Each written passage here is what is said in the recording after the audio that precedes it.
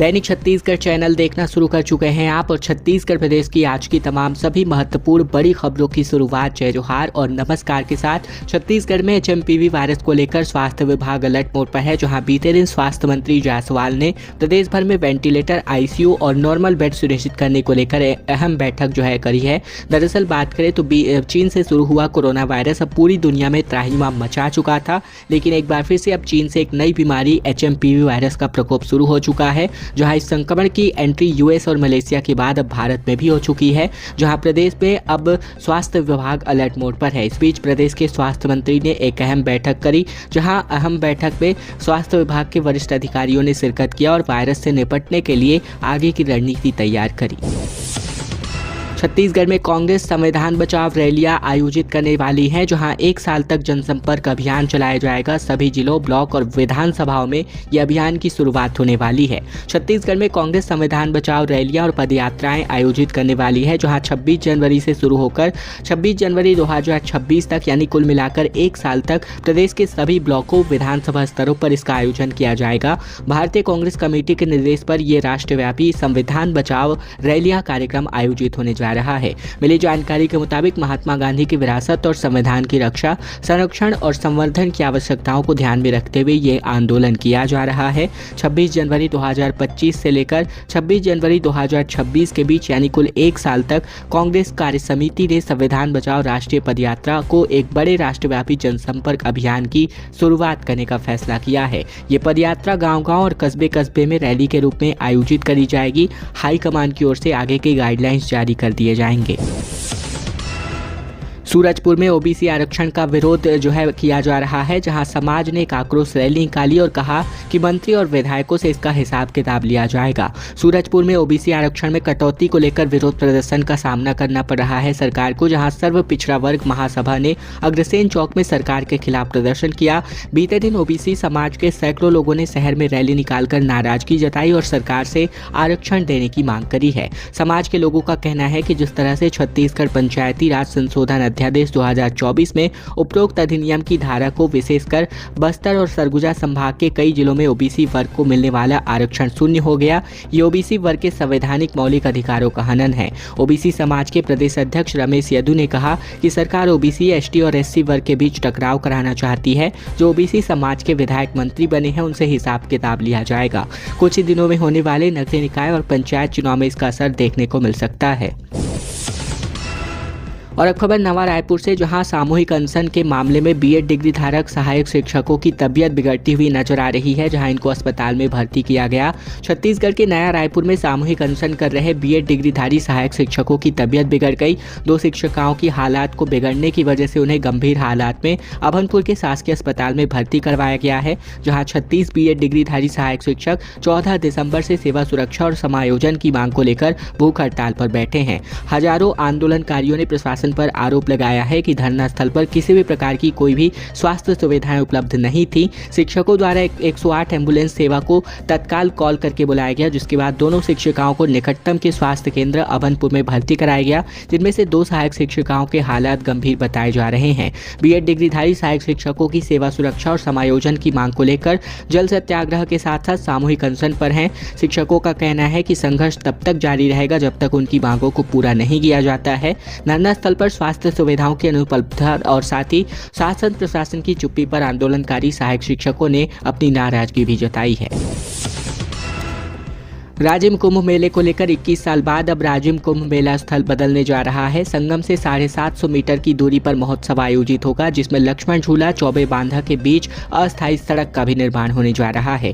छत्तीसगढ़ में राजिम महाकुंभ कल्प का आयोजन 12 फरवरी से 26 फरवरी के बीच होने जा रहा है। इस बार राजिम कुंभ महोत्सव मेला स्थल बदला जाएगा। जिला प्रशासन के सूत्रों के मुताबिक मेला स्थल पर अब संगम स्थल नहीं है, बल्कि यहाँ से तकरीबन 750 मीटर की दूरी पर लक्ष्मण झूला और चौबे बांधा के बीच यहां मेला लगने वाला है।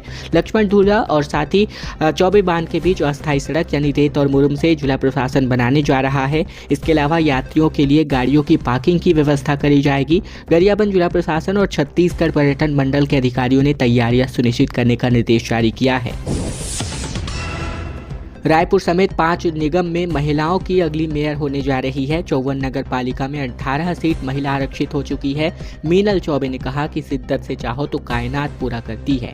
दरअसल छत्तीसगढ़ के 14 नगर निगम में मेयर, 54 में नगर पालिका और 124 नगर पंचायत में अध्यक्ष के आरक्षण की प्रक्रिया पूरी हो चुकी है। कुल मिलाकर 192 नगरीय निकायों के लिए आरक्षण तय कर दिया गया है और इस बार 5 नगर निगमों में महिला मेयर का चुनाव होगा।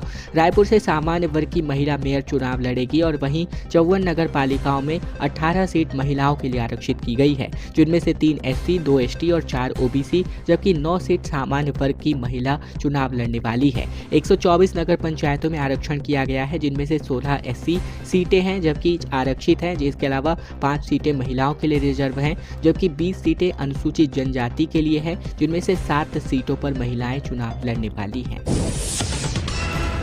पेंड्रा में शीतलहर के हालात हैं। कोहरे की वजह से विजिबिलिटी कम है। ठंड की वजह से रायपुर के मेकाहारा में ओपीडी का समय बदल दिया गया है, जबकि 2 दिन बाद सर्द हवाओं की वजह से एक बार फिर से कंपकपी और आगे बढ़ने वाली है। छत्तीसगढ़ की गौरेला पेंड्रा मरवाही में शीतलहर की हालात हैं, जबकि सुबह से घना एक कोहरा छाया हुआ है। विजिबिलिटी बेहद कम है, जिसके कारण राहगीर गाड़ियों की लाइट जलाकर सफर करने को मजबूर है। वहीं उत्तर से आ रही ठंडी हवाओं ने ठिठुरन बढ़ा दी है। सुबह शाम लोगों को अलाव का सहारा लेना पड़ रहा है, जबकि बीते दिन यहां न्यूनतम तापमान 6 डिग्री सेल्सियस रिकॉर्ड किया गया, जो कि प्रदेश में सबसे कम रहा। इसके अलावा बात करें तो इस बीच ठंड के चलते रायपुर के मेकाहारा में ओपीडी की टाइमिंग को बदल दिया गया है। साथ ही बात करें तो प्रदेश के सभी संभागों में इस बार थोड़ी बहुत ठंड में थोड़ी बहुत बीते 1-2 दिन से राहत देखने को मिल रही है। इसके अलावा अगर उत्तर की बात करें तो पश्चिमी विक्षोभ यहाँ पर निर्मित होने वाला है, जिसकी वजह से आने वाले 2 दिनों में एक बार फिर से शुष्क हवाओं का आगमन होगा और एक बार फिर से इसके बाद यानी 2 दिन के बाद एक बार फिर से ठंड में बढ़ोतरी देखने को मिल सकती है। रायपुर शहर के बीचों बीच सिटी बसों का नो स्टॉपेज कर दिया गया है, जहां ऑटो यूनियन ने इनका विरोध किया था और अब इन जगहों पर सिटी बसें और ऑटो जो है मिलने वाली हैं। रायपुर शहर में बीचों बीच डीकेएस के पास शास्त्री चौक पर सिटी बसों के लिए नो स्टॉपेज हो गया है, जहां लोगों को सिटी बस पे चढ़ने और उतरने के लिए तकरीबन 100 मीटर का फासला तय करना होगा। ये निर्णय यातायात पुलिस और निगम के कलेक्टर ने एसएसपी के निर्देश के बाद लिया है। पुलिस ने ट्रैफिक व्यवस्था सुधारने के लिए शहर भर के ऑटो और ई रिक्शा के लिए तकरीबन 1 हफ्ते तक शास्त्री चौक पर एंट्री और स्टॉपेज बैन कर दिया था, जहां ट्रायल के तौर पर यह किया गया था, जिसके बाद से सभी ऑटो और ई रिक्शा सहित स्मारक भवन से मेडिकल कॉम्प्लेक्स और प्रेस रोड पर होकर मेकाहारा की ओर जा रहे थे। ईसा मसीह पर विवादित टिप्पणी के मामले में बीजेपी विधायक रायमुनि पर एफआईआर का मामला सामने आ रहा है। छत्तीसगढ़ के जसपुर से बीजेपी विधायक रायमुनि भगत पर एफआईआर हुई है। ये एफआईआर ईसा मसीह के खिलाफ विवादित टिप्पणी के मामले में हुई है। सुनवाई के दौरान कोर्ट ने विधायक को नोटिस जारी कर 10 जनवरी को अपना पक्ष रखने को कहा है। जसपुर की भाजपा विधायक रायमुनि भगत के खिलाफ पुलिस ने केस नहीं किया तो 10 दिसंबर 2024 को कोर्ट में याचिका लगाई गई थी और कोर्ट ने बीएनएस की धारा 196, 299 और 302 के अंतर्गत अपराध दर्ज किया है। घटना बीते साल 1 सितंबर को आस्था थाना इलाके के ढेगनी गांव में हुई थी, जहां इस गांव में भुइयार समाज के सामाजिक भवन के लोकार्पण कार्यक्रम में रायमुनि भगत शामिल हुई थी। इस दौरान विवादित टिप्पणी करने का आरोप धर्म परिवर्तन कर चुके आदिवासी लगा रहे हैं। नगरीय निकाय चुनाव को लेकर उप मुख्यमंत्री अरुण साव ने बड़ा बयान जारी किया, जहां इन्होंने कहा कि हमारी मंशा एक साथ चुनाव कराने की है। दरअसल छत्तीसगढ़ में होने वाले नगरीय निकाय चुनाव को लेकर एक बड़ी बात सामने आ रही है, जहां एक साथ कराने के मुद्दे को लेकर उप मुख्यमंत्री ने बड़ी बात कही है। उन्होंने कहा कि चुनाव की घोषणा एक साथ होगी और हमारी मंशा चुनाव एक साथ कराने की है। अलग अलग चुनाव करने में तकरीबन 80 दिन का समय लगता है और एक साथ होता है तो 35 दिनों में ही ये चुनाव संपन्न हो जाएगा। ऐलान करने के साथ ही इसका ऐलान कर दिया जाएगा और ये कह सकते हैं कि चुनाव एक साथ हुआ भी है। दरअसल उप मुख्यमंत्री और नगरीय प्रशासन एवं विकास मंत्री अरुण साव ने मीडिया से चर्चा में नगरीय निकाय चुनाव की आरक्षण प्रक्रियाओं को लेकर के भी अपना बयान जारी किया। सूरजपुर में ग्रामीणों ने पुलिस कर्मचारियों को ही पीट दिया। 2 गुटों के बीच विवाद को शांत कराने के लिए पेट्रोलिंग टीम पहुंची हुई थी, जहां 5 लोगों के खिलाफ अब एफआईआर दर्ज हुई है। जिस घटना का वीडियो भी वायरल हो रहा है, जबकि जानकारी के मुताबिक बसदेई पुलिस चौकी के तकरीबन पेट्रोलिंग टीम को रविवार रात शर्मा गाँव में विवाद होने की जानकारी मिली थी, जिसके बाद टीम वहां पर गश्त करने पहुंची थी, जहाँ 2 पक्षों के विवाद को शांत कराने के दौरान ग्रामीण ने पेट्रोलिंग टीम पर ही प्रधान आरक्षक के साथ मारपीट करने लगे और किसी तरह से पुलिस की पेट्रोलिंग टीम अपनी जान बचाकर गांव से भागी। टैलेंट हंट के माध्यम से प्रवक्ता का चुनाव यूथ कांग्रेस करने वाली है। दरअसल छत्तीसगढ़ में कांग्रेस अब टैलेंट हंट के माध्यम से प्रवक्ताओं का चुनाव करने जा रही है, जिसके लिए अच्छे वक्ताओं को मंच दिया जा रहा है। पॉलिटिक्स में करियर बनाने की इच्छा रखने वाले युवाओं को इस कंपटीशन के जरिए पार्टी में सीधे प्रवक्ता पद पर नियुक्ति यूथ कांग्रेस के लिए नेशनल लेवल पर टैलेंट हंट का आयोजन करने जा रही है। यूथ कांग्रेस के इस talent hunt programme young India के बोल का 5वां सीजन शुरू हो रहा है, जिसकी रजिस्ट्रेशन की प्रक्रिया भी शुरू हो चुकी है।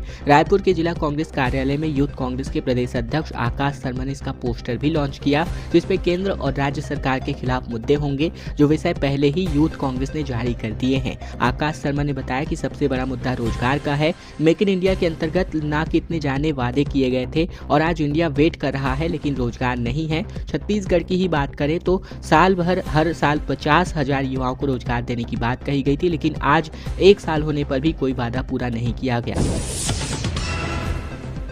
सहारा में 100 करोड़ से ज़्यादा के पैसे फंसे हुए हैं, जहां निवेशकों को 10 या फिर 30,000 ही मिले। इसके अलावा बात करें तो सहारा इंडिया की अलग अलग स्कीम में पैसे जमा करने वाले छोटे बड़े निवेशक अभी भी परेशान हैं। तकरीबन 2 साल पहले जिस सहारा रिफंड पोर्टल में आवेदन करने पर पैसे वापस दिलाने का वायदा किया गया था, निवेशकों ने पैसे मिलने की उम्मीद पर ऑनलाइन आवेदन किया, लेकिन कुछ ही लोगों को पैसे मिले और जिन्हें मिले उन्हें भी कुल राशि में से तकरीबन 10 से 35,000 रुपए ही मिले हैं। कहा गया था कि बाकी की रकम थोड़े थोड़े दिनों के अंतराल में खाते में पहुंचेगी, लेकिन एक बार के बाद पैसे नहीं आए। सैकड़ों लोग तो ऐसे हैं जो अब तक ऑनलाइन आवेदन ही नहीं कर सके हैं। हर बार उनके आवेदन संबंधित पोर्टल से निरस्त हो जाते हैं।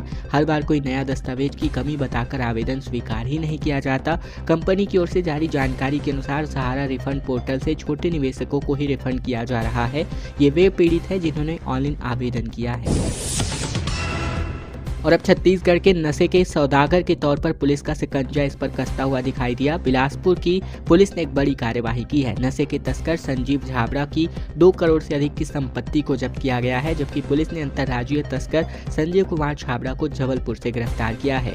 आरोपी ने छत्तीसगढ़, मध्य प्रदेश, महाराष्ट्र और हरियाणा में करोड़ों की अवैध संपत्ति भी बनाई थी। वहीं इन संपत्तियों की जब्ती के लिए सफेमा कोर्ट से मुंबई को प्रतिवेदन भी भेजा गया था। आरोपी संजीव कुमार उस सुच्चा को 20 सालों से नशीली और टैबलेट की तस्करी करता आ रहा था। छत्तीसगढ़ के पूर्व डिप्टी सीएम टीएस सिंहदेव ने अमित शाह की तारीफ करते हुए कहा कि नक्सलवाद को समाप्त करने की डेडलाइन सही है, लेकिन निर्दोष ना मारे जाए। दरअसल छत्तीसगढ़ के पूर्व डिप्टी सीएम और टीएस सिंहदेव केंद्रीय गृह मंत्री अमित शाह की तारीफ करते नजर आए। उन्होंने कहा कि छत्तीसगढ़ में नक्सल समस्या को समाप्त करने में गृह मंत्री सहयोग कर रहे हैं। राजनीति को पृथक करके नक्सलवाद के खिलाफ काम हो। प्रदेश का हर आदमी नक्सलवाद का खात्मा चाहता है। पूर्व डिप्टी सीएम टीएस सिंहदेव ने बीजापुर नक्सली हमले को लेकर कहा कि नक्सलवाद की घटनाओं को राजनीति से पृथक कर देखा जाना चाहिए। केंद्रीय गृह मंत्री अमित शाह भी नक्सलवाद खत्म करने की मंशा रखते हैं। कानून व्यवस्था की जिम्मेदारी संविधान में राज्य को सौंपी गई है। राज्य को वे यानी अमित शाह सहयोग कर रहे हैं। टीएस सिंहदेव ने आगे कहा कि जो भी सरकारें कर रही हैं, उनके प्रमुख रहे हैं, उन्होंने प्रयास किया और इसे सीमित किया जाए और अंततः इसको समाप्त किया जाए। हालांकि इन्होंने टाइमलाइन को लेकर भी सरकार से सवाल पूछे हैं।